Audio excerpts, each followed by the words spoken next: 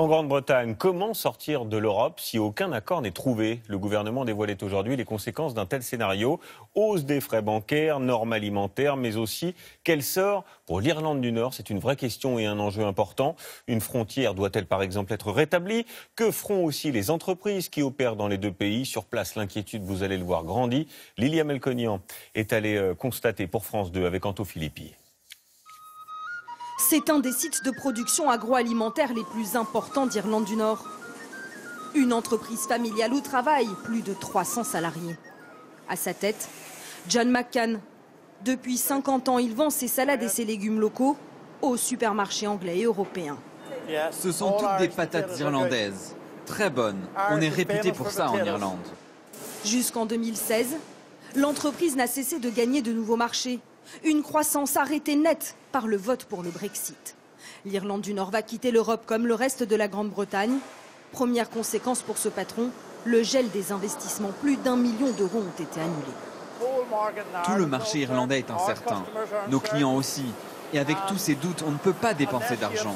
C'est terrible, parce que ce qu'on vend ici vient des agriculteurs du nord de l'Irlande. Et ils se sentent vulnérables, parce que je ne peux leur donner aucune garantie sur l'avenir. Autre conséquence concrète, le départ des travailleurs étrangers.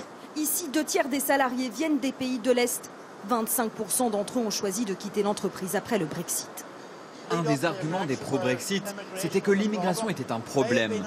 Peut-être dans certaines parties de l'Angleterre, mais pas en Irlande du Nord. Ici, nous avons besoin de main-d'œuvre. Comme cette usine, de nombreuses entreprises de l'île sont fragilisées par une situation quasi insoluble. La gestion de la frontière entre l'Irlande du Nord, province du Royaume-Uni, et la République d'Irlande au Sud, membre de l'Union européenne. Aujourd'hui, pas de séparation physique. Chacun peut circuler librement.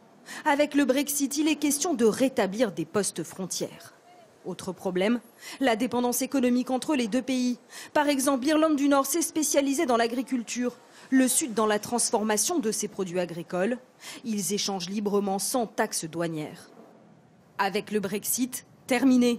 Il faudra peut-être déclarer et payer à chaque passage. Un scénario qui inquiète surtout les entreprises situées juste à la frontière.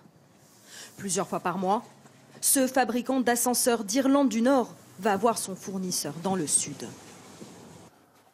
Voilà la frontière, elle est juste là sur cette route, derrière la barrière. Ça y est, on est en République d'Irlande.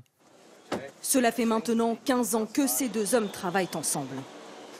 La marchandise est ensuite transportée dans le Nord, puis revendue en Europe. Avec l'éventuel retour des droits de douane, ils partagent les mêmes craintes. Si les coûts de ces pièces augmentent de 5 à 10% avec les taxes de douane et qu'il y a du retard de livraison à cause des contrôles frontaliers, et qu'ensuite on a encore des taxes en exportant en Europe, est-ce qu'on pourra continuer avec ce produit? Ça m'étonnerait. Il va finir par aller chercher un fournisseur dans le Nord, plus près de chez lui. On perdrait un bon client. On ne veut pas de ça. Sur l'île, beaucoup espèrent que les négociations sur le Brexit leur seront favorables. Dans le Nord comme dans le Sud, ils rêvent d'une exception irlandaise sans droit de douane et sans frontières physiques. Pour le moment, ni Bruxelles ni Londres ne veulent en entendre parler.